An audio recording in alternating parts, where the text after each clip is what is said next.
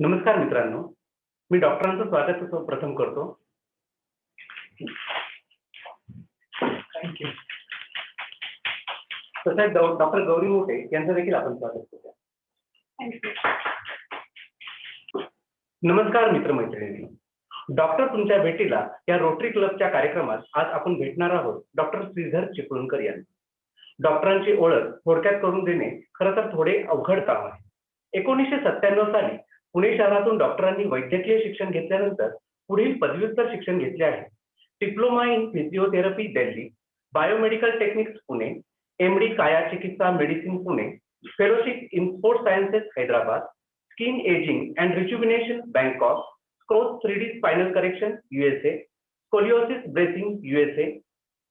2004 सालापासून proactive clinic या नावाने पुणे येथे त्यांनी स्वतःचे क्लिनिक सुरू केले आहे. आतापर्यंत 30,000 पेक्षा जास्त शस्त्रक्रिया सुचवलेले पेशंट डॉक्टरांनी सोप्या व्यायाम प्रकारांनी व्याधीमुक्त केले आहे. डॉक्टरांची स्पेशालिटी म्हणाल तर working on paralysis due to spinal cord disorder, understanding scoliosis, lordosis and correction method without surgery, workshop on childhood obesity and its solution with exercises, water therapy for elderly patients, arthritic patients, patients with knee pain, and disabled patients due to spinal cord injury. Doctor is consultant to athletes also, and he has more than 600 athletes as his patients who are doing very well in their sport.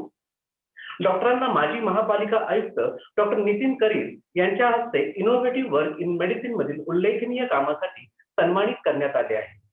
मी आमच्या Rotarian Sunita Ogale यांना विनंती करतो त्यांनी डॉक्टरांकडून त्यांच्या उपचार पद्धतीविषयी मुलाखतीतून जाणून घ्यावे. धन्यवाद. नमस्कार रसिको, मी सुनीता ओगले तुमचं सगळ्यांचं डॉक्टर तुमच्या भेटीला या कार्यक्रमात मनापासून स्वागत करते. मंडळी, आजच्या या धकाधकीच्या युगात आपण सगळेजण कशा ना कशाच्या तरी मागे धावतोय. एक उद्दिष्ट गाठलं की पुढचं, की मग त्याच्यावर नंतर अजून पुढचं. या धावपळीत इतरांच्या पुढे जाण्यासाठी आपण रोजच्या जीवनात इलेक्ट्रॉनिक साधनांची, गॅजेट्सची मदत घेतो. पूर्वी असं म्हटलं जायचं की माणसाने हाताला घड्याळ काय बांधलं तर त्याचं जीवन घड्याळाच्या काट्याला बांधलं गेलंय. तसंच आत्ताही आपण वेगवेगळ्या गॅजेट्सशी इतके बांधले गेलेले आहोत की नकळत आपण त्यांचे गुलाम झालो. पण ही धावपळ आणि ही गॅजेट त्यांचे टोल माणसाकडनं वसूल करतात.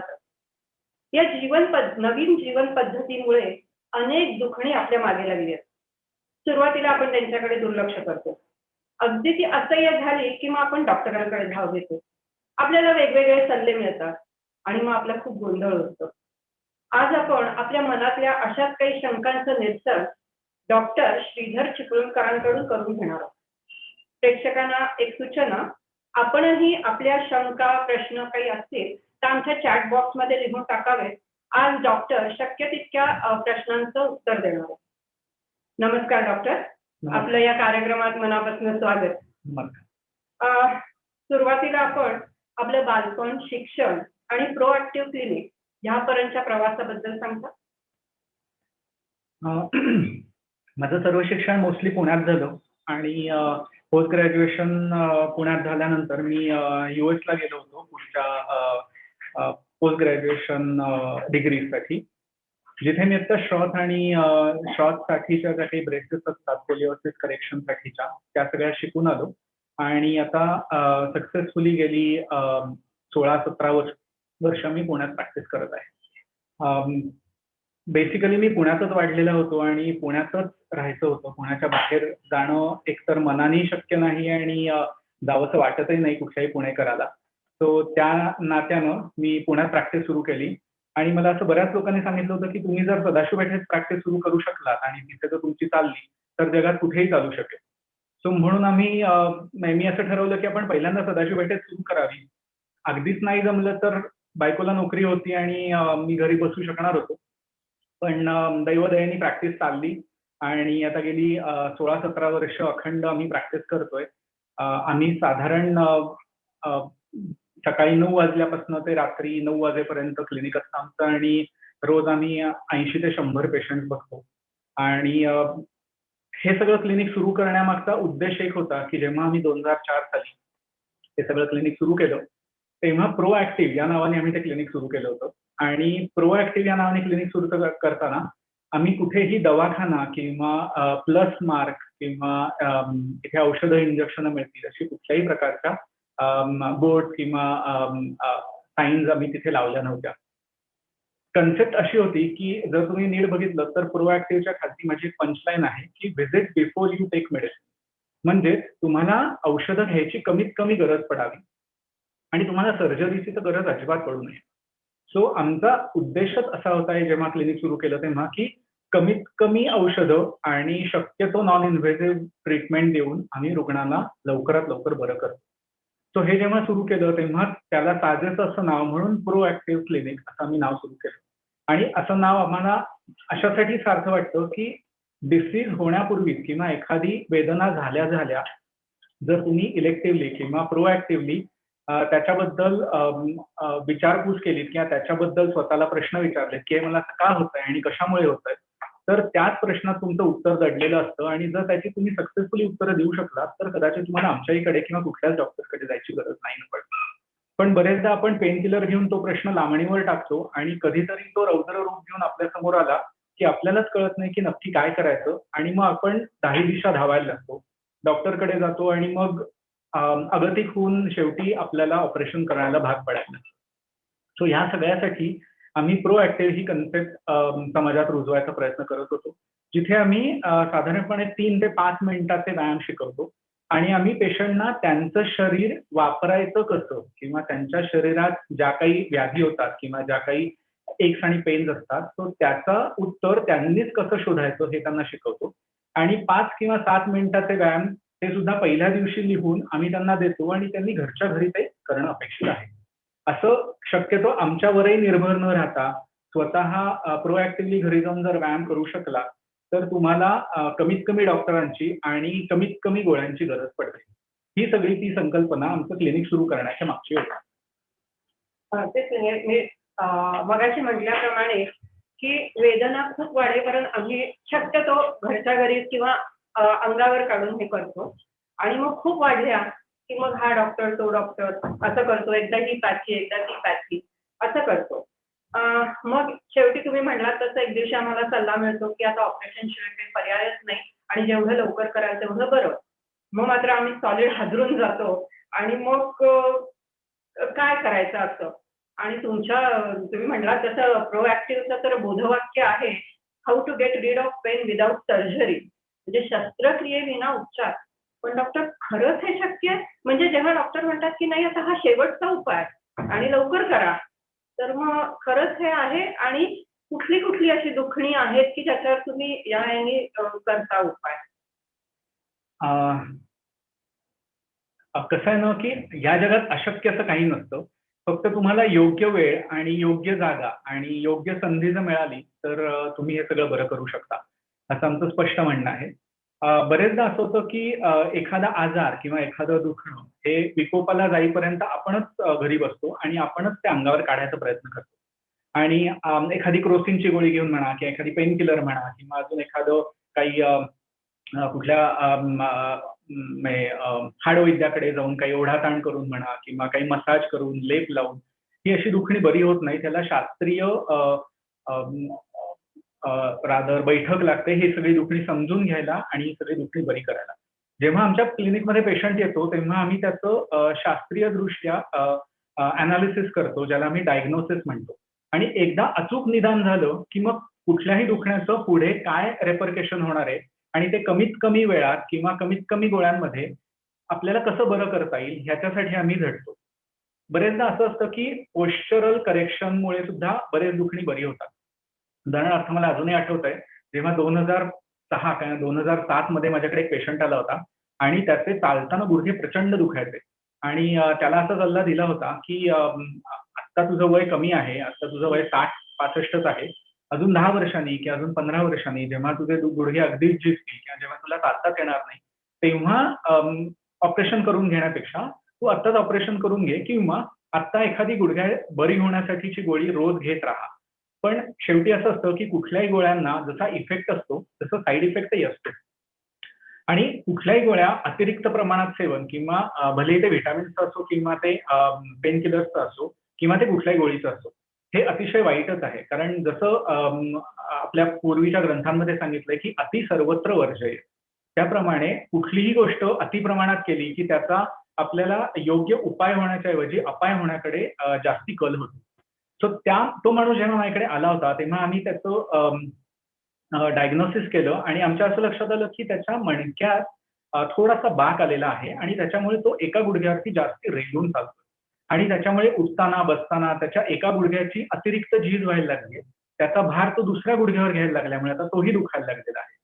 सो ह्याच्यासाठी आम्ही त्याला फक्त एका पायात त्याच्या 2 ते 3 mm जाडीचा एक इनसोल दिला आणि तो इनसोल घातल्यानंतर पुढच्या साधारण 10 ते 15 दिवसात त्याचं दुखणं हळूहळू कमी होत गेलं आणि आता तो व्यवस्थित जिने चढतो, चालतो, फिरतो. तो सगळं काही करू शकतो आणि त्याचे अजूनही तेच गुडघे तो वापरतोय गेली 15 वर्ष. न दुखता तो परत माझ्याकडेही आला नाही पेन किलर घेण्यासाठी किंवा कुठले पुढचे व्यायाम करण्यासाठी आणि तो मला साधारण महिन्यातनं किंवा 2 महिन्यातनं एकदा भेटत असतो आणि ही ऑलवेज थँक्स मी आणि जेव्हा केव्हा कोणी लंगडताना दिसतं किंवा काही पट्टे लावून चालताना दिसतं तेव्हा तो आवर्जून त्यांना थांबवून माझा नंबर देतो. प्रत्येक वेळेला सोल घातल्यामुळे असं होतं असं नाही, पण बरेचसे प्रॉब्लेम हे सोल घालून आपण जे व्याधीपासून मुक्तता मिळवतो एवढ्याच चुटकीसरशी उपायांनी ते सगळे बरे होणारे असू शकतात. डॉक्टर, प्रेक्षकांकडनं पण आपल्याला या सगळ्यावर प्रश्न येत आहेत आणि ते विचारण्यासाठी आज आपल्याबरोबर डॉक्टरांच्या सहाय्यक गौरी मोठे आहेत. मॅडम, प्लीज प्रेक्षकांचा प्रश्न घेता. प्रेक्षकांचे प्रश्न येतातच आहेत. तर एक प्रश्न असा आलाय की हाडांची झीज कशामुळे होते?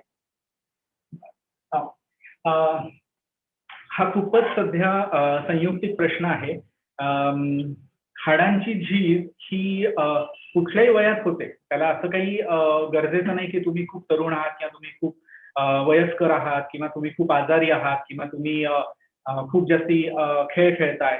सो हाडांची झीज हा असा प्रकार आहे की जो रिव्हर्सिबल असतो. म्हणजे हाडांची झीज होते तशीच हाडांची भरही होत असते. जेव्हा प्रॉब्लेम असा असतो की आपल्याला हाडांची झीज ही जास्ती प्रमाणात व्हायला लागते आणि हाडांची भर कमी प्रमाणात व्हायला लागते, तेव्हा मात्र हाडांची खरी झीज आपल्याला इव्हन एक्सरेवरती पण दिसून येते. आणि तो अलार्मिंग कंडिशन ती अलार्मिंग स्टेज असते ज्याच्यात तुम्हाला रिव्हर्स करता येणं ती प्रोसेस हे खूप गरजेचं असतं आणि खूप तातडीनं करणं गरजेचं असतं. जर हाडांची झीज होत असेल तर तुम्हाला कॅल्शियम किंवा B12 किंवा D3 अशा व्हिटॅमिन्सची गरज पडते आणि त्याच्याच बरोबर योग्य किंवा संतुलित आहार आणि व्यायाम हे जर त्या जोडीला असतील तर हाडांची झीज नक्कीच कमी होऊ शकते. डॉक्टर, आता रोजच्या जीवनात जाणवणाऱ्या पण आम्ही कायम दुर्लक्ष करतो अशा वेदनांविषयी थोडं बोलूया. म्हणजे आता उदाहरण द्यायचं झालं ना, तर सकाळी झोपेतनं उठलं आणि पाय खाली टेकवला, उभं राहिलं ना, की जी टाचेतनं कळ जाते ती पार मस्तकात जाते. पण गंमत म्हणजे चालणाऱ्या प्रत्येक पावलाबरोबर ती कमी होत जाते आणि एक 5-10 मिनिटात ती पूर्ण थांबते. कधीपर्यंत? की परत झोपून उठेपर्यंत. आणि असंच कुठे मानेत, कुठे कमरेत, कुठे पाठीत असे कधीतरीच एक चमक येत असते, कळ येत असते. थोडं असं झुकलं की ती जाते. मग हे आजार म्हणायचे का काय? आणि ह्यासाठी जायचं डॉक्टरकडे का आपलं ढकलायचं तसंच? प्रश्न खूपच स्पेसिफिक आहे. ह्याला आम्ही अर्ली मॉर्निंग स्टिफनेस म्हणतो. म्हणजे बऱ्याच लोकांना भलेही ते अगदी बारीक असोत किंवा अगदी जाड असोत, म्हणजे ह्याला वय किंवा वजन हे कारणीभूत ठरत नाही.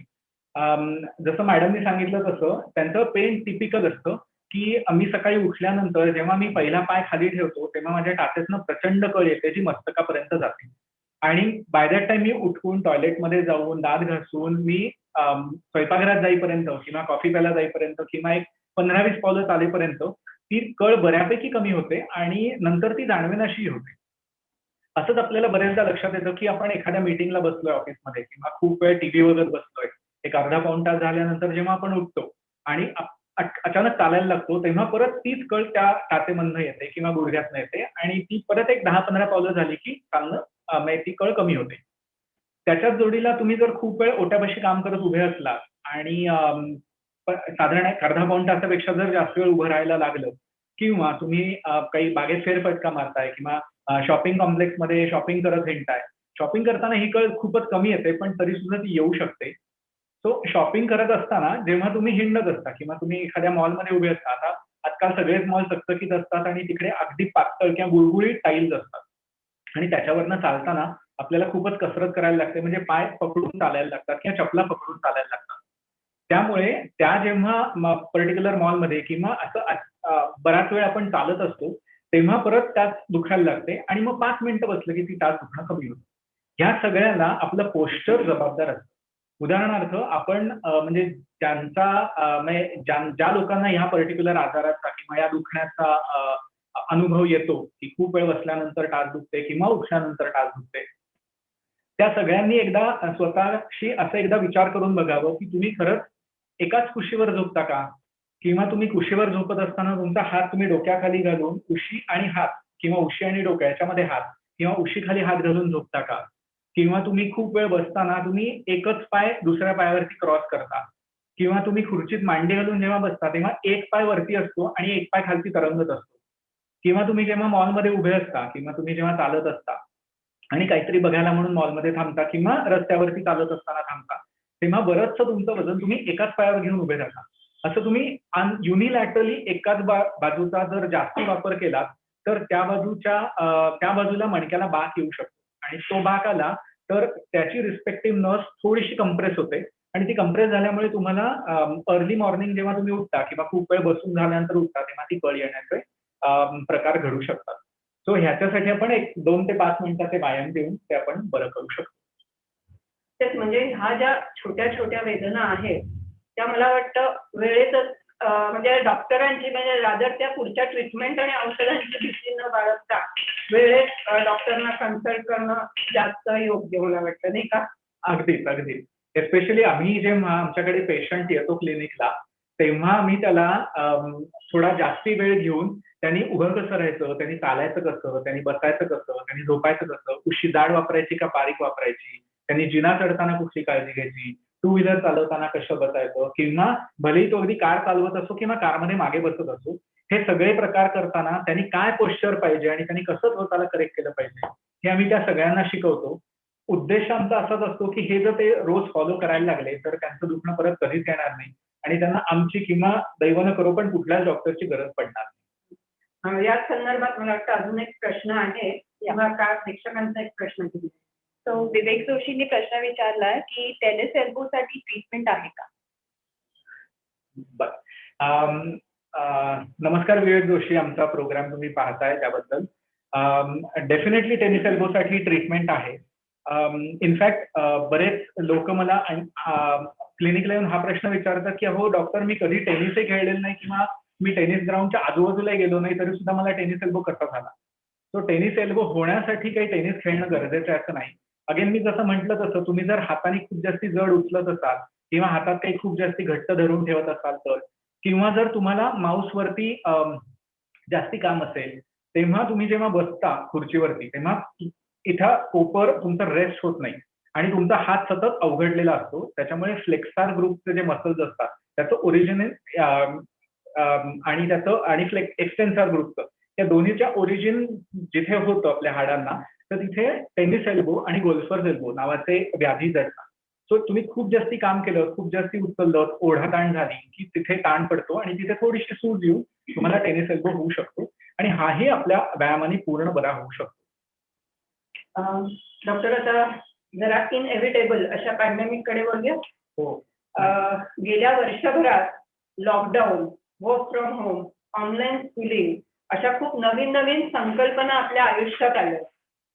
आपलं आयुष्य तर आता पूर्ण गॅजेट ओरिएंटेड होऊन गेलंय. म्हणजे अगदी पहिलीतल्या मुलापासून ते वयस्क लोकांपर्यंत सगळ्यांच या गॅजेट वाचून आडायला लागले. पण ह्या सगळ्यांचे दुष्परिणाम काय झाले आणि किंवा मला असं म्हणायचं ते होऊ नये म्हणून काय काळजी घ्यायला हवी? म्हणजे थोडक्यात काय, what are the dos and don't for computer slave? अत्यंत चलाखीनं मॅडमनी एकाच प्रश्नात 2 प्रश्न विचारलेले आहेत मला. एक तर कम्प्युटर वरती काम करताना घ्यायची काळजीचे आय गेस लोकांकडे रोज काही ना काहीतरी PDF म्हणा किंवा पॉवर पॉईंट प्रेझेंटेशन म्हणा किंवा काही व्हॉट्सअप वरती सर्क्युलेट होतच असतील. त्याच्यात मी काही नव्याने भर घालण्याची गरज नाही. मान कशी 90 अंशात पाहिजे किंवा तुमचा कम्प्युटर कसा वरती पाहिजे किंवा तुम्हाला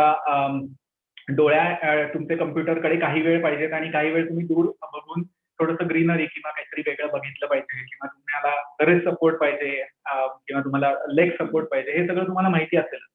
पण पहिला मॅडमनी जो प्रश्न विचारला की लॉकडाऊनमध्ये किंवा पॅन्डेमिकमध्ये बऱ्याच लोकांना वर्क फ्रॉम होम करण्यासाठी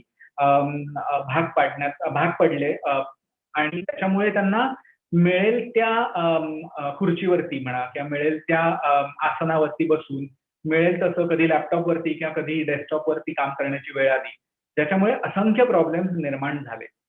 एस्पेशली मी माझ्या काही मित्रांनी मला अनेकदा गमतीने सांगितलेलं आहे की काही नाही, आमची मीटिंग असते, वरती आम्ही चांगला टी शर्ट घालण्याच्या ऐवजी शर्ट आणि टाय वगैरे घालून बसलेलो असतो आणि टेबलावरती बसलेलो असतो आणि हातात काहीतरी परात किंवा काहीतरी असतं, त्याच्यात आम्ही निवडून बायकोला मदत पण करू शकतो. एकाने तर सांगितलं, मी फक्त शर्ट आणि वरती टाय लावून बसतो, खाली हाफ पॅन्टच असते, कारण घरातनंच काम करायचंय, वर्क फ्रॉम होम असल्यामुळे फक्त एवढंच मला दिसतं. त्यामुळे माझी सेल्फी मी एकदा बघतो आणि मी कामाला बसतो. सो सकाळी 9 ते रात्री 9 मी त्याच गेटअपमध्ये असतो. सो ह्या सगळ्यात मला असं ऍड करावंसं वाटेल की जेव्हा आपण कामाला बसतो तेव्हा ती एक आपली नेमून दिलेली ऍक्टिव्हिटी असते आणि आपण ती गेले अनेक वर्ष नित्यनेमाने करत आलेलो असतो. ह्या पर्टिक्युलर पॅन्डेमिक जे कोणीच बघितलेलं नव्हतं, म्हणजे सगळ्यांच्याच आयुष्यात हे पहिल्यांदा ही घटना घडली. सो त्यात बरेचदा मिळेल तिथे बसणं किंवा लॅपटॉप असताना ते ऍक्च्युली लॅपवरती ठेवून गादीवरती पाय पसरून बसून लॅपटॉपवरती काम करणं किंवा सोफ्यावरती बसून लॅपटॉपवरती काम करणं किंवा लॅपटॉप टीव्हीला जोडून टेबलावरती बसून टीव्हीकडे बघत बघत काम करणं, ह्या सगळ्यामुळे मानेचे पाठीचे असंख्य आजार सुरू झाले. माझं त्या सगळ्यांना असं एकच सांगणं आहे की जरी तुम्ही घरी बसून काम करत असतात किंवा जरी तुमचं वर्क फ्रॉम होम असतं, तरी सुद्धा तुम्हाला प्रत्येक वेळेला तुम्ही जसे ऑफिसला जाता तसे तयार होऊन व्यवस्थित शर्ट पॅन्ट घालून तुम्हाला वेगळी एक असाइन्ड खोली म्हणा किंवा वेगळं एखादं असाइन्ड डेस्क करून त्याच्यावरती तुम्हाला बसलं पाहिजे. आणि जसं ऑफिसमध्ये तुम्ही गजर लावून बसता आणि दर एक अर्ध्या पाऊण तासाने किंवा 1 तासाने उठता, एक चक्कर मारून येता, तसा जर डेकोरम तुम्ही घरी मेंटेन केला तर तुम्हाला पाठीचे किंवा मानेचे आजार खूपच कमी होतील. बऱ्याच कंपन्यांनी घरी लॅपटॉपच्या ऐवजी डेस्कटॉपची पण सोय केली, त्याच्यामुळे आजार कमी व्हायला मदत झाली. पण तो जागेचा डेकोरम म्हणा किंवा स्वतःचा डेकोरम हा जर तुम्ही फॉलो केला तर बऱ्यापैकी सिरियसली तुम्ही कामही करता आणि बऱ्यापैकी सिरियसली तुम्ही तुमच्या दुखापतीकडे लक्ष देता आणि तुमचं दुखापती तुम्ही होऊन देता. हो ना, म्हणजे काही जण तर म्हणतात की नाही नाही, पण बेडवर बसून फारच मस्त वाटतं, पाय पसरून हे करून. आणि दुसरी गोष्ट म्हणजे जसं ऑफिसातलं ज्या हाईटचं टेबल किंवा ज्या हाईटची खुर्ची ही घरी आम्हाला जर अवेलेबल नसते, तर मग आम्ही त्याच्यात काय कसं हे शोधून काढायचा याच्यात उपाय? सो म्हणूनच आम्ही जेव्हा पेशंट आमच्याकडे येतात की आम्हाला डेस्क जॉब आहे किंवा आम्हाला खूप वेळ बसून काम करायला लागतं, तेव्हा तिथे आम्हाला असं कुठलं तरी पोश्चर सांगा की जे आम्हाला सहज करता येईल आणि ज्याच्यात आमचं काही खर्च होणार नाही. किंवा तुम्ही जर आम्हाला काय एक 50,000ची खुर्ची सांगितली किंवा 2 लाख रुपयाची खुर्ची सांगितली तर ती आम्हाला घेणं ऍट टाइम्स परवडू शकत नाही. सो प्रश्न हा 50,000च्या खुर्चीने किंवा 2 लाखाच्या खुर्चीने सुटत नाही. प्रश्न हा असा असतो की तुम्हाला बसताना तुमचं पोश्चर कसं पाहिजे. सो तुम्ही स्टूलावर बसलात तरी तुम्हाला पोश्चर चांगलं पाहिजे आणि तुम्ही 50,000च्या खुर्चीवर किंवा 2 लाखाच्या खुर्चीवर बसलात तरी तुमचं पोश्चर चांगलंच पाहिजे. उदाहरणार्थ की काय खुर्चीची किंमत आहे किंवा खुर्ची कशी आहे ह्याच्यापेक्षा सुद्धा तुम्ही शरीर कसं वापरायचं हे आम्ही तुम्हाला जास्ती चांगल्या प्रकारे शिकवतो, जेणेकरून तुम्हाला तुमच्या सराउंडिंगमध्ये कसं बसता येईल ह्याचं आम्ही तुम्हाला जास्ती शिक्षण देऊ शकतो. सो आपण काही स्लाइड घेणार आहोत थोड्या वेळाने की ज्याच्यात मी तुम्हाला बसायचं कसं, उभं कसं राहायचं, ह्यासाठी सगळ्याची इत्थंभूत माहिती देईन, which will take not more than 2 minutes. पण ते एकदा सगळ्यांनी नीट लक्ष देऊन ऐका, म्हणजे मग आपल्याला ह्या सगळ्यांच्याच आजारातनं मुक्तता मिळू शकेल. उत्सुकता म्हणून सहज एक उत्सुकता म्हणून विचारते की ह्या पॅन्डेमिकमध्ये मेडिकल प्रॅक्टिसमध्ये तुमचा काय फरक पडला? पॅन्डेमिकमध्ये मेडिकल प्रॅक्टिस आम्ही करत होतो ह्याचा पहिले काही महिने किंवा पहिले काही आठवडे विसर पडला होता. कारण भीतीने म्हणा किंवा रादर काळजीने म्हणा पेशंट किंवा कोणी जरी दुखलं तरी बाहेर पडण्यात खूप उत्सुक नव्हता. कारणही तसंच होतं, कारण एकतर भीती आणि धड डॉक्टरांनी माहिती नव्हतं की हा आजार नक्की काय आहे आणि त्याचं पुढे कसं काय होणार आहे, किंवा हा आजार झाला तर नक्की कुठल्या गोळ्या द्यायच्या आणि त्या गोळ्या देऊन त्या गोळ्यांचा उपयोग होतोय की नाही होतोय. सो ह्याबद्दलची अनेक मतमतांतरं होती आणि त्याच्यामुळे ह्या पॅन्डेमिकमध्ये सगळ्यांनीच घरी राहणं पसंत केलं. मला असंख्य फोन आले आणि आम्हीही आता फोनवरनं त्यांना औषधं सुचवून त्यांचा इलाज केला, कारण दुसरा काही ऑप्शनच नव्हता. त्यांना धड मेडिकल स्टोअरपर्यंत सुद्धा जाता येणं शक्य नव्हतं. पण ह्या पॅन्डेमिकमुळे बऱ्याच लोकांना स्वतःची हायजीन किंवा स्वतःच्या शरीराची देखभाल किंवा स्वतःच्या आरोग्याची काळजी कशी घ्यायची आणि त्याचबरोबर इतरांच्या आरोग्याची काळजी कशी आपोआप घेतली जाते ह्याचं ज्ञान मिळालं. बऱ्याच अंशी आम्ही डॉक्टरांना म्हणजे पेशंट जेव्हा क्लिनिकमध्ये येऊन सांगायचे की डॉक्टर अहो तुम्हाला एकदा येऊन इथे दाखवलं ना की आम्हाला बरं वाटतं, किंवा आम्हाला इथे आल्यानंतर तुम्ही एकदा बघितलं, हात लावलात की आम्हाला अगदी कम्फर्टेबल वाटतं की आम्हाला नक्की कळतं आता तुम्ही आम्हाला नीट बघितलेलं आहे किंवा तुम्हाला नक्की कळलंय आम्हाला काय सांगायचंय ते. बरेचदा पेशंटना त्यांना काय होतं हेही सांगता येत नाही किंवा बरेचदा त्यांच्या लक्षात राहत नाही किंवा त्यांना नेमक्या शब्दात सांगता येत नाही आणि त्याच्यामुळे थोडासा त्यांचा गोंधळ होतो. सो ह्या पॅन्डेमिकमुळे आम्ही बऱ्याच लोकांना ऑनलाईन कन्सल्टेशन पण ऑफर केलं.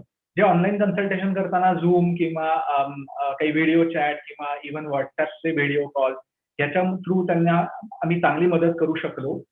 थोडेसे चॅलेंजेस होते, कारण बरेचदा आम्हाला त्यांना नीट सांगता येत नाही किंवा आम्ही जे सांगतोय तसं त्यांना उभं राहता येतं नाही. कारण एखाद्याला जर काही दाखवायचं असेल तर दुसऱ्यांनी मोबाईल पकडायचा आणि मग त्यांनी ते बघायचं किंवा त्यांनी ते दाखवायचं. ह्याच्यात असंख्य अडचणी आल्या, पण आम्ही त्यातनं शिकत गेलो आणि आता आम्ही बऱ्यापैकी चांगल्या प्रकारे ऑनलाईन कन्सल्टेशन करू शकतो आणि आता लोकांच्याही ते पचनी पडायला लागलंय आणि आता ऑनलाईन कन्सल्टेशन हा एक नवीन रूटीन आमच्या आयुष्यात आलेला आहे. जसं आमचं क्लिनिक टायमिंग आता असतं, तसं आम्ही आमच्या डायरीमध्ये आता आम्ही ऑनलाईन कन्सल्टेशनचं टायमिंग पण लिहून ठेवायला लागलो. पण हे ऑनलाईन कन्सल्टेशन म्हणजे पहिल्या व्हिजिट पासून का एकदा तुम्हाला येऊन दाखवायचं आणि मग पुढचं ऑनलाईन म्हणजे कसं? म्हणजे आता समजा बाहेर गावचे पेशंट असतील तर त्यांनी कसं करायचं? बरेचदा असं होतं की ऑनलाईन कन्सल्टेशनमध्ये तुम्ही फॉलोअप असेल तर आम्हाला खूपच सोयीचं जातं, कारण तुमचे सगळे तपासण्या म्हणा किंवा तुमचे सगळे रिपोर्ट आमच्याकडे असतात. जर पहिल्यांदाच कन्सल्टेशन असेल तर तुम्हाला एकदा बघून आम्ही तुम्हाला काही तपासण्या लिहून देतो आणि तुम्हाला काही एक्सरेज करायला लावतो. तर ते एक्सरे करून, तपासण्या करून त्या सगळ्यांचे रिपोर्ट जेव्हा तुम्ही आमच्या ऑनलाईन कन्सल्टेशनच्या ईमेल आयडी वरती मेल करता, तेव्हा आम्ही तुमचा फॉलोअप ऑनलाईन कन्सल्टेशन परत घेतो, की ज्याच्यात आम्ही त्या सगळ्याचा इत्थंभूत माहिती घेऊन आम्ही तुम्हाला मेडिसिन प्रिस्क्राईब करू शकू आणि मग नंतर जसं तुम्ही मेडिसिन घेऊन तुमचं दुखणं कमी होतं किंवा तुमचं D3 कमी असेल, B12 कमी असेल, तेव्हा आम्ही त्या पर्टिक्युलर ज्या काही कमतरता आहेत त्या एकदा भरून काढल्या, की मग तुम्हाला एक्सरसाइज देतो आणि एक्सरसाइज करून तुम्ही बरे होऊ शकता. मला वाटतं मॅडम प्रेक्षकांचा प्रश्न घेऊया. येस. तर राजश्री म्हणून एकाचा प्रश्न आलाय आणि अजून एकांनी पण विचारलाय.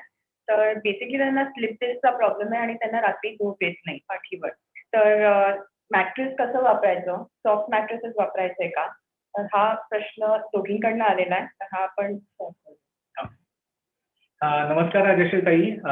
तुमचा प्रश्न अतिशय चांगला आहे, कारण बऱ्याच लोकांना हा प्रश्न पडतो आणि मी रोज माझ्या क्लिनिकमध्ये किमान 5 ते 6 वेळा तरी या प्रश्नाचं उत्तर देतो सगळ्यांना, की नक्की गादी कशी वापरायची किंवा नक्की झोपायचं कसं, कुठल्या कुशीवर झोपायचं. तर बरेचदा असं असतं की तुमच्या मणक्याला कुठला बाक आलाय किंवा कुठल्या बाजूला बाक आहे त्याच्यानुसार तुम्ही तुम्हाला कम्फर्टेबल असणारी पोझिशन शोधता.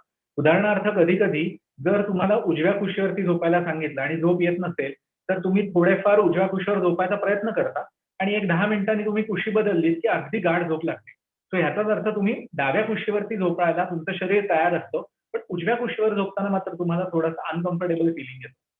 इट्स नॉट बिकॉज तुम्ही कायम डाव्या कुशीवर झोपता, इट कुड बी बिकॉज तुमच्या मणक्याला थोडासा बाक आलेला असतो.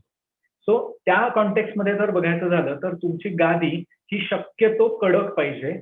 त्याच्यानंतर गादी ही ला खड्डा नाही पाहिजे आणि तुमची गाडी एवढीही कडक नाही पाहिजे की तुमच्या शरीराला त्यांनी दुखापत होईल किंवा तुमच्या खांद्याला म्हणा किंवा तुमच्या ज्या बोन्स जे जेट आउट होतात शरीराच्या बाहेर तर त्यांना दुखापत होईल.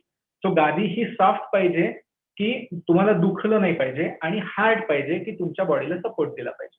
अशा दोन्ही प्रकारची गादी. उदाहरणार्थ गादीवर बसल्यानंतर तुम्ही आत रुतला नाही पाहिजे आणि गादीवरनं उठताना गादीचा सपोर्ट तुम्हाला मिळाला पाहिजे आणि तुम्ही चटकन उभे राहू शकला पाहिजे. सो अशी जर गादी असेल तर तुम्ही व्यवस्थित झोपू शकता आणि तुमची पाठदुखी कमी होऊ शकते. आम्ही म्हणूनच एक प्रयोग करायला सांगतो. जर तुमच्याकडे 6x6 ची गादी असेल म्हणजे डबल बेड असेल आणि तुम्ही दोघं जिथे झोपताय तर ती जागा फिक्स असेल तर त्या जागेला थोडा खड्डा पडलेला असतो ज्याला आम्ही सॅगिंग म्हणतो. तर तुम्ही त्याच जागी झोपण्यापेक्षा थोडंसं अलीकडे किंवा पलीकडे सरकून झोपा. तुम्हाला अगदी छान वाटतं किंवा पाठीला चांगला सपोर्ट मिळतो.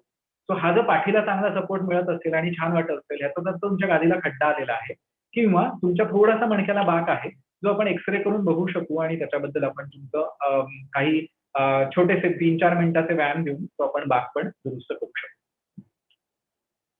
पुढचा प्रश्न. ओके.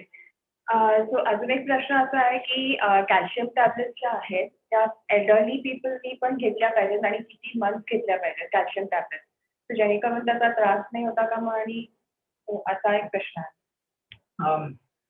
जसं मी सांगितलं तसं बऱ्याच लोकांना सध्या एस्पेशली या पॅन्डेमिक नंतर कारण बाहेर पडायची प्रचंड भीती आणि बाहेर पडलो तर करोना होईल किंवा अजून काही होईल ह्याच्यामुळे काही लोक तर गच्चीवरही जात नव्हते.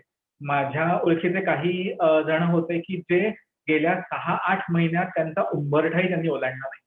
सो बऱ्याचदा असं होतं की आपल्याला उन्हातनं ड जीवनसत्व मिळतं.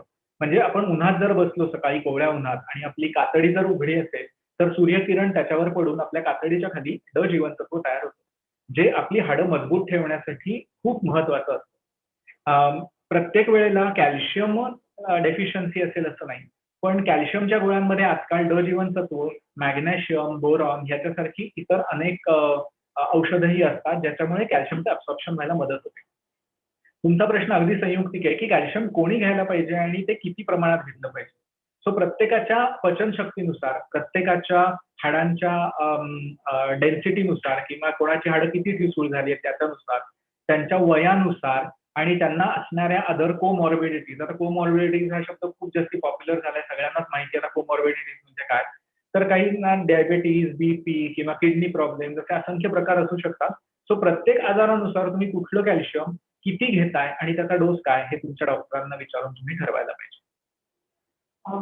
डॉक्टर, चुकीच्या पोश्चरमुळे काही दुखणे निर्माण होतात किंवा काही दुखण्यामुळे वेदनेमुळे चुकीचे पोश्चर तयार होतात तर त्याच्याविषयी थोडं सांगता. अगदी थोडक्यात सांगायचं झालं तर चुकीचे पोश्चर हे आपण रोज बघणारं एक चुकीचं पोश्चर आहे. तुम्ही जर खूप वेळ उभं राहत असाल तर तुम्ही अचानक एका पायावरती उभे राहायला लागता आणि तो तुमचा फेवरेट पाय असतो. म्हणजे दुसऱ्या पायावर उभं राहायला सांगितलं तर तुम्ही 1-2 क्षण उभे राहा आणि परत तुम्ही तुमच्या फेवरेट पायावर जाल आणि तुम्ही परत एका पायावर उभे राहा. तर जेव्हा तुम्ही एका पायावर उभे राहता तेव्हा तुमचा साहजिकच मणका जो आहे तो एका बाजूला कलतो आणि तुम्हाला त्याचा त्रास सुरू होतो. पण अगेन तुम्हाला हे कधीच जाणवत नाही. बरेचदा हा प्रॉब्लेम किंवा हे तुमच्या लक्षात कधी येतं की जेव्हा तुम्ही पासपोर्ट साईज फोटो काढायला जाता आणि तुम्हाला फोटोग्राफर सरळ बसवण्याच्या ऐवजी थोडंसं तिरकं बसवतो आणि तुमचा फोटो सरळ येतो. तेव्हा तुम्हाला आश्चर्य वाटत असतं की अरे त्यांनी मला तिरकं करतोय आणि तरी माझा फोटो सरळ कसा आहे. सो ह्याचाच अर्थ तुमचे जे खांदे इन लाईन पाहिजे ते थोडेसे तिरके व्हायला लागतात एकाच बाजूने किंवा कधी कधी तुम्ही पुढे झुकायला लागता. सो या पोस्चर्समुळे बरेच प्रॉब्लेम येत असतात. म्हणजे अगदी आत्ताचं उदाहरणच द्यायचं झालं तर 3 आठवड्यापूर्वी माझ्याकडे एक आजोबा आले होते. 85 वर्षाचे आजोबा होते आणि त्यांनी मला सांगितलं की मी एकटाच गावाला असतो, मी कोकणात राहतो आणि मला तिथे पाणी शेंदायला लागतं, मला माझी सगळी धुणंभांडी करायला लागतात, माझ्या घरी दुसरं कोणी नाहीये आणि कोकणात असल्यामुळे कधी दिवे गेले तर मला कंदील आणायचा, कंदील लावायचा, तो परत दुसरी ठिकाणी नेऊन लावायचा, हे सगळी कामं पण करायला लागतात. घर त्यांचं सारवलेलं असल्यामुळे आठवड्यातनं एकदा किंवा रादर महिन्यातनं एकदा तरी त्यांना त्याचा गिलावा करायला लागतो.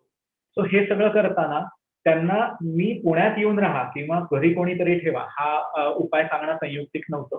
ते ऑलमोस्ट कमरेतनं पूर्ण वाकलेले होते ज्याला आपण हायपर कायफोटिक कर्वेचर म्हणतो आणि एवढे वाकले होते की त्यांचा प्रॉब्लेम असा होता की मी चालत असलो की मी डोकं माझं धडकतं दरवाजाला किंवा भिंतीला आणि मग मी थांबतो आणि वर उठून बघतो की नक्की काय होतं आणि मग मी परत वाकून चालायला लागतो. आम्ही त्यांना काही दिवस व्हिटॅमिनच्या गोळ्या दिल्या, एस्पेशली कॅल्शियम, D3, B12 ह्या सगळ्यांनी त्यांना थोडीशी ताकद आली. मग त्यांना मी प्रोटीन्स पण दिले आणि मग ते सगळं दिल्यानंतर एकदा त्यांना ताकद आल्यावर त्यांना आम्ही स्पाईन ब्रेस ज्याला TLSO म्हणतात, ज्याला आपण थोडक्यात टेलर्स ब्रेस असं म्हणू किंवा आजकाल बऱ्याचदा Amazon वरती तुम्हाला पोश्चर करेक्शन बेल्ट मिळतात. तर ते अर्धेच असतात, म्हणजे फक्त खांद्यापाशी असतात. तर आम्ही त्यांना मानेपासून माकडापर्यंत एक बेल्ट दिला आणि साधारण 3 ते 4 आठवड्यात ते बऱ्यापैकी चालायला लागले आणि आता ते कुठेही न धडकता व्यवस्थित उभे राहू शकतात, चालू शकतात आणि he is very happy. So posture plays an important role. प्रत्येक वेळेला काहीतरी गोळी घेऊनच किंवा काहीतरी ऑपरेशन करूनच तुम्ही बरे होता असं नाही. तर थोड्या गोष्टीतनं किंवा आम्ही काही लोकांना उजवीकडे वळून बघायला सांगतो किंवा डावीकडे वळून बघायला सांगतो, जेणेकरून त्यांचा गुडघा साधारणपणे 3 ते 5 दिवसात दुखायचा थांबतो. So posture plays an important role in rather curing elements as well as reducing pain. पण म्हणजे तुमच्या ह्या उदाहरणावरनं असं दिसतंय की कुठल्याही वयात पोस्चर सुधारू शकतं. कारण साधारण असं झालं आता 50शी उलटली, आता कुठे माझं हे बदलणार आहे, मी आता 80 किंवा 60 उलटली, आता मी अशीच चालणार, माझं हे असं. पण कुठल्याही वयात पोस्चर परत ठीक होऊ शकतं, बदलू शकतं? अगदी कुठल्याही वेळेत पोश्चर बदलू शकतो. कारण कसं आहे ते आपल्याला मनात पाहिजे असतं. त्या आजोबांची दुर्दम्य इच्छा होती. माझ्याकडे अजून एक 97 वर्षाच्या आजी येतात, त्या इथेच डॉकलेज रोडला राहतात आणि त्यांनी सांगितलं की मी तुमच्यामुळे चालायला लागले. त्याआधी 2 लोकांच्या मदतीने यायच्या आणि त्यांना व्हीलचेअर असायची. तर मी त्यांना सांगितलं की अहो तुम्ही आजी एवढ्या छान आहात, सगळं व्यवस्थित आहे. जर आपण थोडीशी ताकद आणली आणि थोडीशी पायात पण ताकद आणली तुमच्या आणि पाठीच्या मणक्यात ताकद आली, तर आपल्याला उभं राहता येईल, चालता येईल आणि तुमच्या कुठल्याच मणक्यांवरती म्हणा किंवा कुठल्याही दुसऱ्या नसांवरती प्रेशर पडणार नाही. आणि विल मेक शुअर दॅट की तुम्हाला कुठलीही दुखापत किंवा दुखणी होणार नाही. आणि साधारणपणे सव्वा महिन्याच्या प्रयत्नानंतर त्या आजी आता व्यवस्थित चालतात. त्या रोज प्रदक्षिणा घालतात त्यांच्या घराला आणि त्या प्रदक्षिणा घातल्यामुळे त्यांचं पोट साफ व्हायला लागलं, त्यांना भूक लागायला लागली. त्या आता त्यांच्याकडे जी बाई आहे ती त्यांना झूम कॉल करून देते. त्या झूम कॉलवरती सर्व नातेवाईकांशी बोलतात. कधी त्यांच्या अंगात थोडीशी ताकद असली तर त्या उभे राहून एखाद 2 गोडाचे पदार्थही करतात. आणि इनफॅक्ट त्यांनी मला गोडाचा एक म्हणजे त्या बासुंदी करणारे त्यांनी मला त्यांनी जेवायला घरीही बोलवलंय. तो असाही डॉक्टरांचा फायदा होऊ शकतो.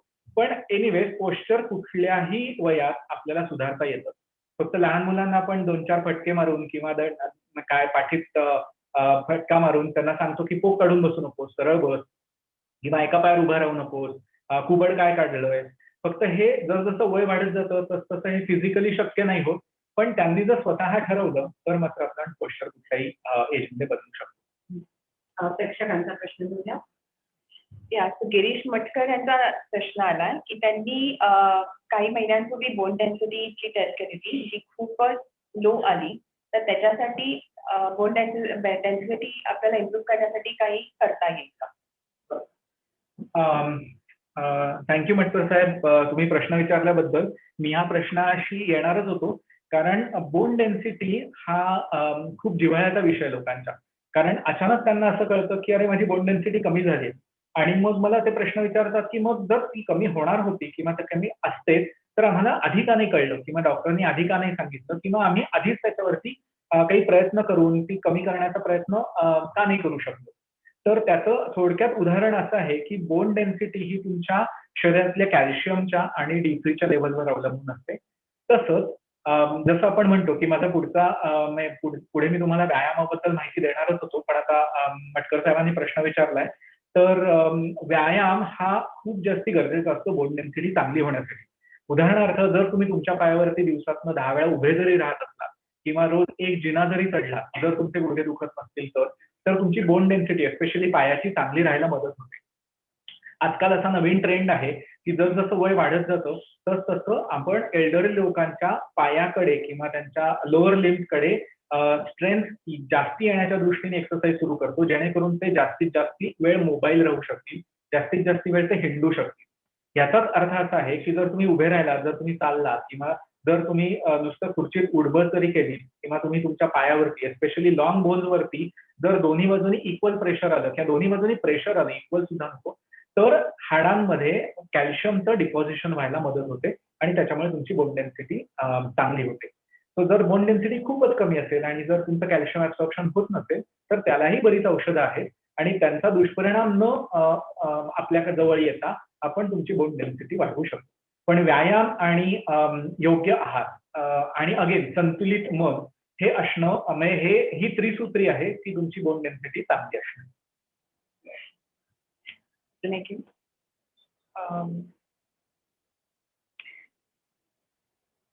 शिल्पा भोसकर यांचा प्रश्न आहे की गुडघा लपटायचं कारण काय आहे? नमस्कार शिल्पा मॅडम. गुडघा लपकण्याची कारणं खूप आहेत. एस्पेशली त्याच्यावरती आपल्याला अजून 1 तास बोलता येईल. पण थोडक्यात सांगायचं जर झालं तर तुमच्या मांडीमध्ये जर स्नायू जे असतात ज्याला आपण क्वाड्रॅटस फिमोरिस म्हणतो किंवा आपण पायाचे स्नायू म्हणतो, तर ते मांडीचे स्नायू जर कमकुवत व्हायला लागले किंवा पाठीच्या स्नायूंमध्ये जर कमकुवतता आली तर तुमचा सीजी ज्याला आम्ही पोश्चर म्हणतो किंवा तुम्ही उभं राहिल्यानंतर तुमचा बॅलन्स हा तुमच्या पायावर जायला पाहिजे, तो इक्वली जात नाही. तुमच्या पायाचे स्नायू वीक असतील तर तुम्हाला गुडघ्यातली ताकद मेंटेन करता येत नाही आणि पाय गुडघ्यात लपकू शकतो किंवा तुम्ही गुडघ्यातनं पाय फिरला असं म्हणू शकतो किंवा तुम्हाला जुनी कुठली लिगामेंट इंजुरी असेल किंवा तुम्हाला काही कॅनॉस्टिनॉसिस किंवा तुम्हाला स्लिप डिस्क किंवा तुम्हाला काही अलिस्थेसिस अशा प्रकारचे आजार असतील तर त्याच्यातही तुमच्या पायातली ताकद कमी होऊ शकते आणि त्याच्यामुळे पण तुमचा गुडघा लपकू शकतो. सो गुडघा लपकण्यासाठी कारणं बरीच आहेत आणि मी जी आता सांगितली ती खरं तर 1 or 2% आहेत. अजूनही आपल्याला 98% कारणं जी नीट बघायला लागतील ती आपण बघू नाही शकणार वेळेअभावी. पण एकदा जर तुम्ही तुमच्या डॉक्टरांकडे गेलात किंवा आमच्या क्लिनिकला आलात तर तो गुडघा का लपकतोय आणि त्याच्यामागचं योग्य निदान काय आहे हे करून आपण तुमचा गुडघा लपवण्याचं थांबवू शकतो. डॉक्टर, तुमच्या क्लिनिकमध्ये मी परवा आले होते तेव्हा सॉल्व्हिंग स्कॉलिओसिस असं एक पत्रक बघितलं. खरं सांगायचं तर ह्या शब्दातच मला अर्थ कळला नाही. मी पूर्ण म्हणजे मला हा नवीन आहे.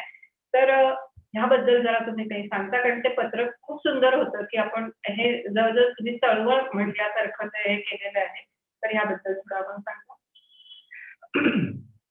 सॉल्व्हिंग स्कोलिओसिस नावाचा उपक्रम आम्ही 2007 पासून हातात घेतला आणि बऱ्याच ठिकाणी आपटून धडका देऊन फायनली 2014 किंवा 2015च्या सुमारास आम्ही solvingScoliosis.com नावाची वेबसाईट सुरू केली आणि सॉल्व्हिंग स्कोलिओसिस नावाचं आमचं एक क्लिनिक पण सुरू केलं.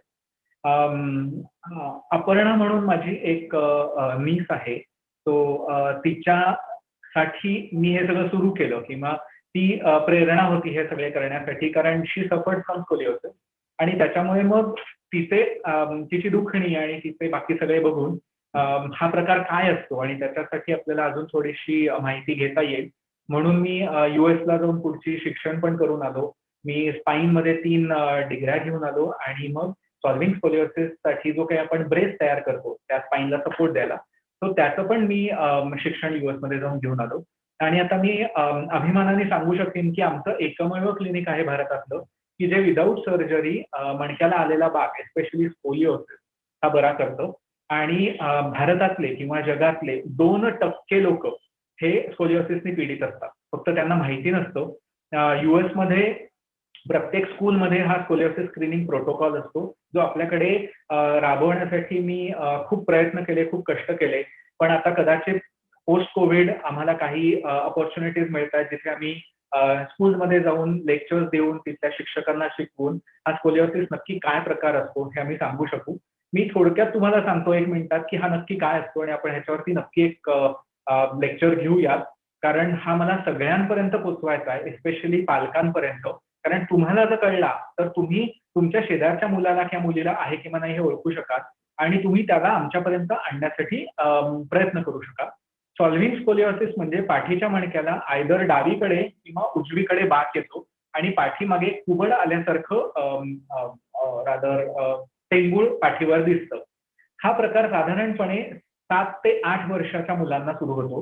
ह्याच्यासाठी कुठल्याही म्हणजे कारणाची किंवा तुम्ही सरळ बसत नाही किंवा तुम्ही जड उचलता किंवा तुमचं सेक्शुअल कॅरेक्टर डेव्हलप होत आहेत ह्या सगळ्याची काहीही गरज नसते.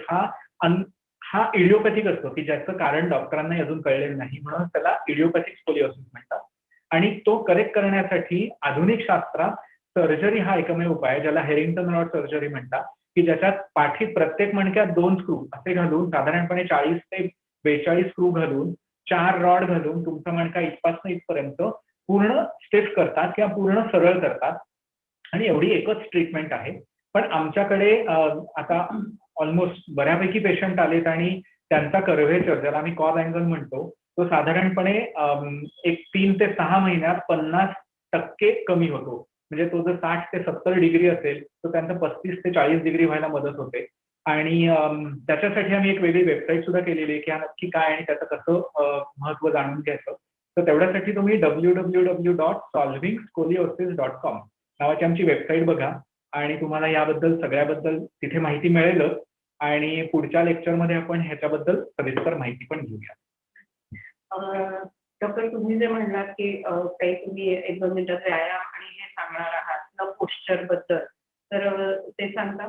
स्पेशली ऑफिस वर्क करणारे जास्त हे कुठेतरी हातात कळ येते, ते बसू कसं, काय कसं, याच्याबद्दल एक थोडक्यात जरा.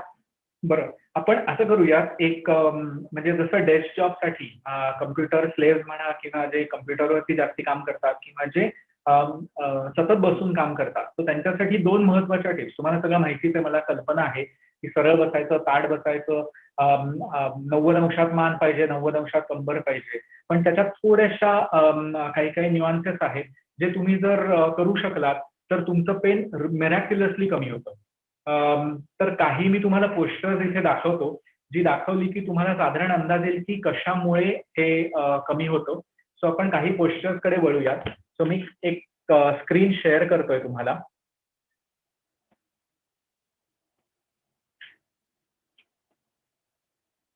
हा, आता तुमच्या समोर एक स्क्रीन आहे.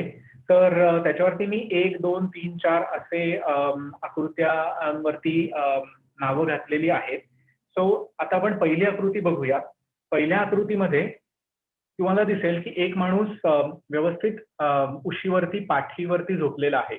तर तुम्ही जर बारीक लक्ष देऊन बघितलं, मी झूम करतो ह्याच्यावरती, जर तुम्ही बारीक लक्ष देऊन बघितलं तर त्याचे दोन्ही खांदे, मान आणि डोकं उशीवर आहे. सो जेव्हा तुम्ही सरळ झोपता तेव्हा तुम्ही दोन्ही खांदे, मान, डोकं हे उशीवर ठेवून झोपायला पाहिजे.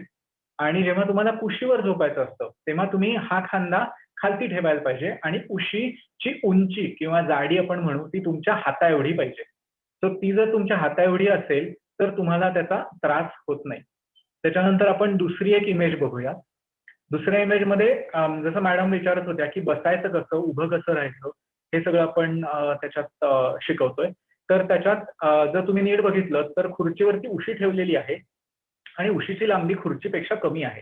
तर जेव्हा तुम्ही बसता तेव्हा तुमच्या सीटचा किंवा ढुंगणाचा भाग थोडासा वर पाहिजे आणि तुमच्या मांड्या तिरक्या पाहिजेत. म्हणजे तुमची कंबर ही तुमच्या गुडघ्यापेक्षा वरती आली पाहिजे आणि तुमचे पाय हे खालती टेकलेले पाहिजेत, ते तरंगत अजिबात नाही पाहिजे. आणि जेव्हा तुम्ही असे बसता तेव्हा तुमच्या मणक्याला आपोआपच लॉर्डोटिक कर्वेचर तयार होतो. आणि हे सगळं करत असताना जर तुमचं कम्प्युटर प्रोफेशन असेल तर मात्र तुमचा हात एस्पेशली जो माऊस आणि कीबोर्डवरती असतो तो कोपरापासनं टेबलवरती टेकलेला पाहिजे. त्याच्यानंतर तसंच तिसरी एक इमेज आहे.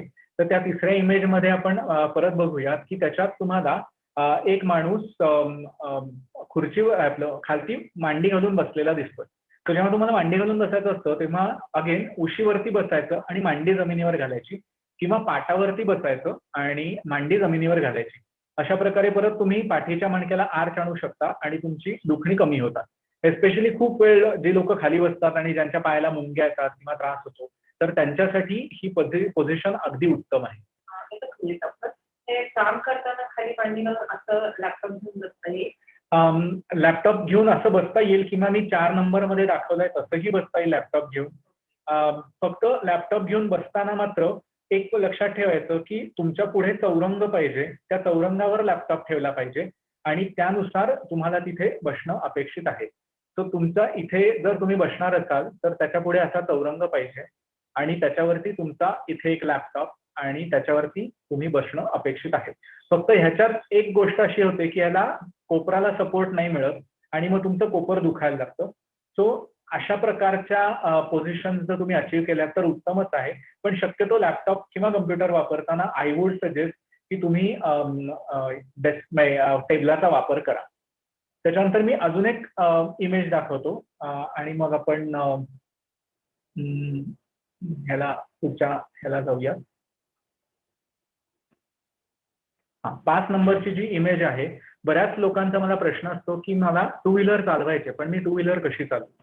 तर टू व्हीलर चालवताना जेव्हा तुम्ही टू व्हीलरवर बसता तेव्हा दोन्ही पायात तुमच्या खांद्याएवढं अंतर पाहिजे किंवा गुडघे एकमेकांना टेकलेले नकोत. तुमचं पाय व्यवस्थित फुटरेस्टवरती ठेवलेला पाहिजे. तुमच्या पोटाला थोडासा पुढे आर्च आला पाहिजे, म्हणजेच पाठीला आर्च आला की पोट पुढे येईल आणि किंचित तुम्ही हँडलवरती रेलून बसलं पाहिजे. हे सगळे एरोज जे दाखवले those are forward moving arrows. So तुम्ही किंचित जर रेलून बसलात तर तुमचा मणका हा पुढे मागे न हलता, रादर मागे पुढे न हलता या डिरेक्शननी हलतो आणि प्रत्येक खड्डा हा तुमच्या मणक्याला येत नाही. आणि तुमचा मणका जर वर खाली ह्या डिरेक्शननी हालत असला तर मात्र तुम्हाला त्याचा त्रास होऊ शकतो आणि तुम्हाला डेस्कवरती त्याचं प्रेशर डिरेक्टली येतं. सो प्रत्येक वेळेला ही जर पोझिशन तुम्ही एक चालवताना दर 2 ते 5 मिनिटांनी 30 सेकंद जरी अचीव्ह केली तरी सुद्धा तुमच्या पाठीच्या मणक्याला चांगला सपोर्ट मिळू शकतो. त्याच्यानंतर मी अजून एक पुढची इमेज दाखवतोय, ती म्हणजे 6 नंबरची इमेज. तर 6 नंबरच्या इमेजमध्ये तुम्हाला एक माणूस गाडी चालवताना दिसतोय. तो अगेन गाडी चालवताना तुमचे पाय खालती टेकलेले आहेत. बकेट सीट असल्यामुळे इथे तुम्हाला गुडघा हा तुमच्या कमरेपेक्षा वर नेणं जरा अवघड आहे. सो म्हणून तुम्ही काय करायला पाहिजे तर स्टेअरिंग वरती हात ठेवून मान पाठीमागे करून किंवा रादर डोकं हेडरेस्टला लावून दोन्ही खांदे थोडेसे वर उचलायचे. थोडेसे म्हणजे साधारण 2 ते 3 मिलीमीटर. एवढे जरी तुम्ही उचलले तरी तुमचे हात अगदी रिलॅक्स होतात, तुमची पाठ रिलॅक्स होते आणि तुम्हाला कसलाही त्रास होऊ शकत नाही. आणि अगेन जर तुम्ही गाडी चालवत नसाल आणि मागे बसलेले असाल तर मात्र तुम्ही हात कोपरात वाकवून दोन्ही कोपरं मागच्या सीटमध्ये जर खूप असली तर पाठीला आपोआपच आर्च येते आणि तुम्ही जर डोकं पण हेडरेस्टवरती किंचित मागे दाबलं आणि ही पोझिशन जर तुम्ही 30 सेकंद अचीव्ह केली तर तुम्हाला बऱ्यापैकी पाठीच्या वेदनेतून मुक्तता मिळू शकते. सो हे जर तुम्ही नित्यनेमाने केलं तर मात्र तुम्हाला बऱ्यापैकी फरक पडेल आणि तुमचं दुखणं कमी होण्यासाठी मदत होईल. डॉक्टर, प्रश्न असंख्य आहेत पण वेळेची मर्यादा आहे. मला वाटतं एक छोटा प्रश्न प्रेक्षकांकडचा घेऊया आणि मग आजकाल बऱ्याच जणांना झोपेत किंवा जनरल खूप क्रॅम्प्स येतात. तर ते क्रॅम्प कशामुळे येतात आणि ते आपण कसे काढू शकतो? खूप सारखा विचारला जाणारा प्रश्न आहे, especially as a sports consultant. सर्व खेळाडूंना खूप जास्ती क्रॅम्प येत असतात आणि सर्व खेळाडूंना खूप जास्ती ह्याचा त्रास होतो आणि कधी कधी तर क्रॅम्प एवढे भयानक असतात की त्याच्यामुळे मसल फाटणे किंवा इव्हन हाडं फ्रॅक्चर होणे असंही घटना घडलेल्या आहेत. पण आपल्या डे टू डे लाईफमध्ये जे क्रॅम्प येतात, उदाहरणार्थ रात्री झोपेत आपण खूप ताणून आळस देतो आणि आय करत एकदम उठतो आणि आपण पाय किंवा पोटरी पकडतो किंवा अचानक इथे पोटात क्रॅम्प येतो किंवा काहीतरी खालून उचलायला जातो आणि पाठीत क्रॅम्प येतो. तर ह्या सगळ्याचं कारण असं आहे की आपण मीठ कमी खातो. सो जेव्हा तुम्ही एस्पेशली या सीझनमध्ये म्हणजे आता तर उन्हाळा येतोय, उन्हाळ्यात एक गोष्ट सगळ्यांनी लक्षात ठेवली पाहिजे ती म्हणजे पाणी तुम्हाला 2 ते 2.5 लिटर किंवा 3 लिटर पर्यंत पिणं गरजेचं आहे. पण ते पिण्याआधी एकदा तुम्ही डॉक्टरांना विचारून घ्या की तुमची किडनी त्याला सपोर्ट करते का. आणि सेकंड थिंग, तुम्हाला चिमूटभर मीठ आठवड्यातनं एकदा किंवा 2दा तरी खाणं गरजेचं आहे. कारण चिमूटभर मीठ खाल्ल्यानंतर तुमचं सोडियम पोटॅशियमचा इम्बॅलन्स कमी होतो आणि त्याच्यामुळे तुमचं क्रॅम्प येण्याचं प्रमाण निग्लिजिबल होतं. म्हणजे असंख्य लोक आता काही लोक इथे जे बघतात ते मॅरेथॉन पण पळत असतील तर त्यांना तर माहिती आहे की मॅरेथॉन पळताना त्यांना सॉल्टच्या टॅबलेट्स देतो आम्ही, की मॅरेथॉन पळत असताना जसे ते पाणी पित असतात आणि जसे त्यांचे क्षार डिप्लीट व्हायला लागतात तसं मधनं ते मिठाची गोळी पण गिळतात आणि मिठाची गोळी खाल्ली की त्यांचे सॉल्ट परत रिप्लेनिश होतात आणि त्यांना क्रॅम्प किंवा पोटऱ्यांमधनं कळा येणं किंवा हे असं होत नाही. तर मिठाचा हा खूप जास्ती इम्पॉर्टंट रोल आहे आपल्या जीवनात. फक्त घाबरून मीठ खाल्ल्यामुळे आपलं बीपी वाढेल आणि त्याच्यामुळे मीठ खायचंच नाही असा पूर्वग्रह करून घेऊ नका. तुमच्या कार्डिओलॉजिस्टना पण विचारा. पण मीठ हे जसं अपायकारक आहे तसं ते उपायकारक पण आहे. फक्त जसं मी पहिल्यांदा सांगितलं तसं अति सर्वत्र वर्जयेत. तर तुम्हाला ज्याची गरज असते तेव्हा शरीर तुम्हाला सांगत असतं. उदाहरणार्थ एखाद्या वेळेला मला मीठ जास्ती खाण्याची इच्छा होते आणि तेव्हा ती इच्छा झाली तर ती इच्छा मारू नका, कारण ती शरीराची गरज असते आणि ती जर गरज तुम्ही भागवली किंवा ती जर गरज तेव्हा तुम्हाला दिली तर तुमचा क्रॅम्प येणं किंवा अजून काही तुम्हाला त्याच्यापासून त्रास होणं हे सगळं खूप कमी होऊ शकेल. डॉक्टर, खरं सांगायचं ना तर आज आपण ज्या चर्चा केल्या ना त्या प्रत्येक प्रश्नावर एक कार्यक्रम होईल असं ह्या सगळ्या प्रश्नांची किंवा या दुखण्यांची व्याप्ती आहे. आणि हे सगळे मुद्दे आहेत, शिवाय mental health, child obesity, general exercise, औषधांचा योग्य वापर किंवा त्या औषधांना व्यायामाचा काही पर्याय आहे का, अशा अनेक विषयांबद्दल आम्हाला तुमच्याशी बोलायचं आहे. आणि खूप शंका मनात आहेत आम्हाला प्रेक्षकांना, त्या तुम्हाला विचारायच्या आहेत. मला वाटतं डॉक्टर, आज मी तुमच्या वतीने आणि आमचं rotary club of Pune heritage या वतीने प्रेक्षकांना असं आश्वासन देते की हे असे कार्यक्रम आम्ही दर महिन्याला एक असे आम्ही घेऊन येऊ आणि तुमच्या बरोबर असा नक्कीच संवाद साधू. डॉक्टर श्रीधर चिपळूणकर, आज तुम्ही आम्हाला एवढा वेळ दिलात, आमच्या सगळ्या शंकांना उत्तरं दिली, तेवढी छान माहिती दिली, त्याबद्दल मी सुनीता ओगले मनापासून आपले आभार मानते. धन्यवाद. थँक्यू. आमच्या rotary club of Pune heritage तर्फे आभार मानण्यासाठी मी आमचे प्रेसिडेंट इलेक्ट विनायक पेठे यांना विनंती करते. नमस्कार मित्रांनो, आजचा या डॉक्टर तुमच्या भेटीला या सदराखाली जो आज आपण कार्यक्रम बघितला, तर या कार्यक्रमात ची व्याप्ती एवढी आहे की मगाशी सुनीताने सांगितल्याप्रमाणे हा 1 तासात संपणारा कार्यक्रम बिलकुल नाही आहे. तर आपण असं ठरवलेलं आहे की ज्याला डॉक्टरांनी पण मान्यता दिली आहे की आपण पुढे काही महिन्यातनं एक हा कार्यक्रम या धर्तीवरती घेणार आहोत. आजचा कार्यक्रम हा फक्त इंट्रोडक्टरी होता असं म्हणता येईल आणि ह्याच्या पुढले कार्यक्रम जेव्हा होतील तेव्हा आपण प्रत्येक वेळेला एक स्पेसिफिक एरिया घेऊन त्याच्यावरती कार्यक्रम करणार आहोत. म्हणजे मानेचे, खांद्याचे, हाताचे, बोटांचे, गुडघा, पाऊल, पाठ आणि मगाशी काही प्रश्न आले होते त्याच्याप्रमाणे पण सगळ्यांना आपण उत्तर द्यायचा प्रयत्न करू. मी आज जे काही प्रेक्षक एवढ्या संख्येने जमलेले आहेत त्या सगळ्यांना विनंती करू इच्छितो की आपल्याला कुठला ना कुठला तरी प्रॉब्लेम हा असतोच, तरी तो तुम्ही आम्हाला जरूर कळवावा. नंबर दिलेला आहे त्याच्यावरती SMS केला तरी चालेल किंवा आम्हाला पोहोचवलात आमच्यापर्यंत तरी आम्ही तो तुमचा प्रश्न घेऊ किंवा डॉक्टरांच्या वेबसाईटवरती जरी या कार्यक्रमाचा रेफरन्स देऊन त्यांना प्रश्न दिला तरी तो आपण ऍड्रेस करू.